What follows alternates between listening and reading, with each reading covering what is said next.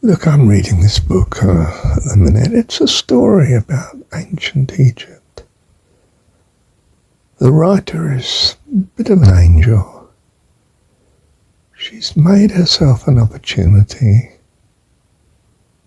to declare in loveliness all that she values in this story of Pharaoh's sister. They're joint pharaohs, she and her brother. And sure, it's a life with some sorrows, like she loses the one she loves. And she has a life of duty that crowds in on her, and she has incredible wealth and affluence, of course. I mean, she's Pharaoh with her brother.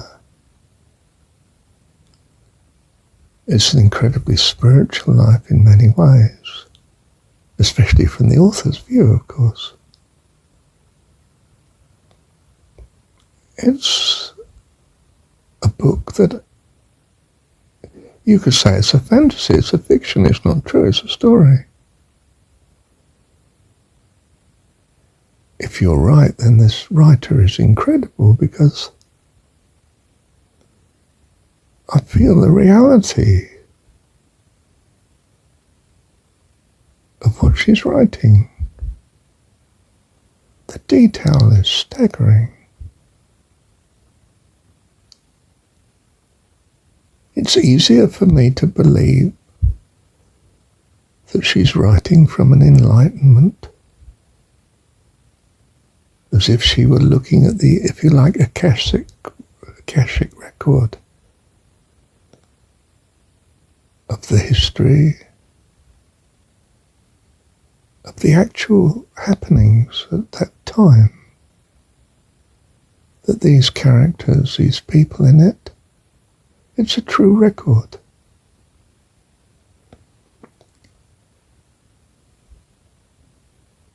The fullness and detail of actual living is far greater than any fiction or story that we can conjure up. So what I'm saying is, it's as if, at least, it were all true. It's because I think she has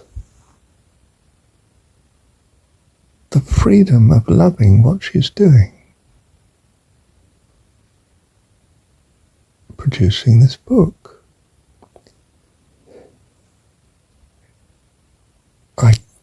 I get the feeling, and I mean feeling strong, that it's truth presented as fiction,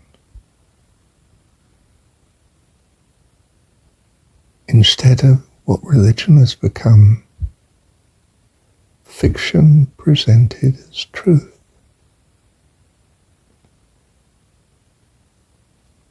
That's corrupt religion, you see. Fiction presented as truth.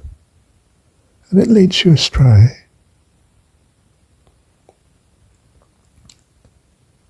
Whereas what we want is truth,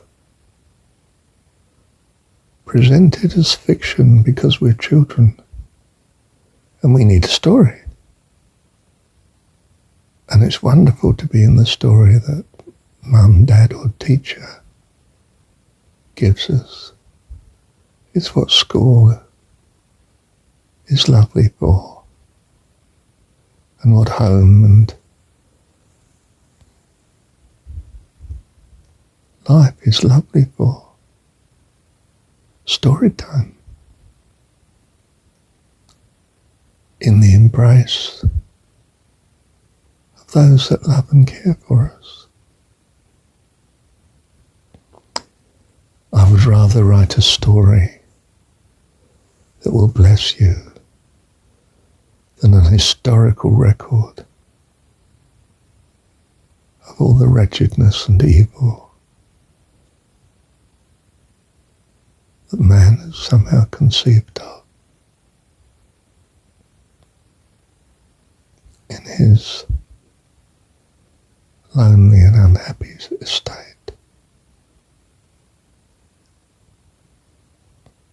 I will bless you with my whole heart. Are you sitting comfortably? Then we'll begin. Once upon a time,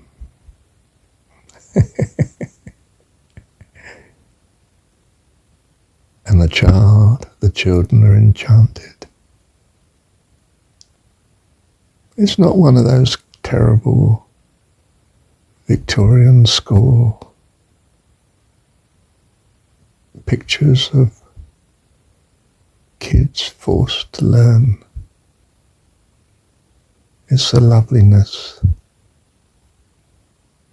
of kids tucked up in bed with mum and dad, being told a story, and then they curl up and go to sleep and live the fullness of it in their dreams. Because the astral world that they experience at night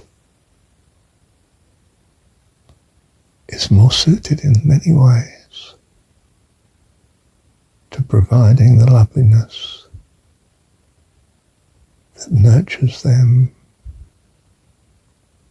towards life eternal. I am come that you might have life and have it more abundantly. Ah, thank you, Dad. So I would rather holy fiction than unholy so-called reality. News. Bad news that the world offers.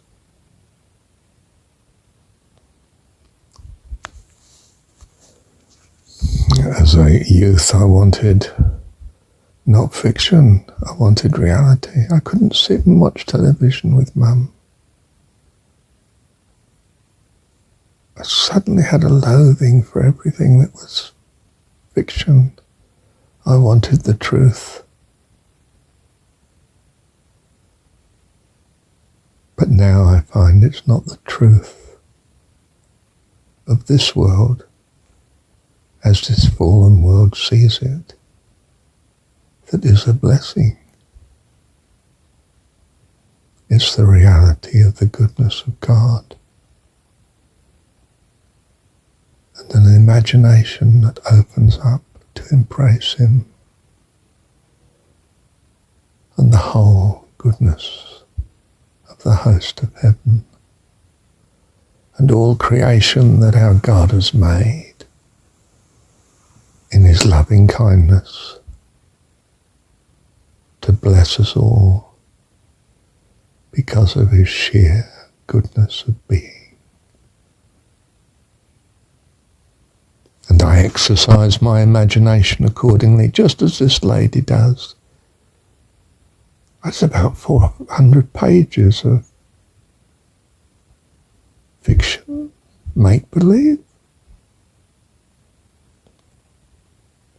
Oh, don't get me wrong, I'm not going to worship the book nor the writer. There's sections in the book of harrowing initiation that I pass over.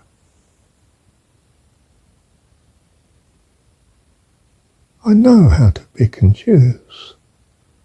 I'm drawn like a magnet to that which is lovely and beautiful, and a blessing and a joy and life more abundant, life eternal.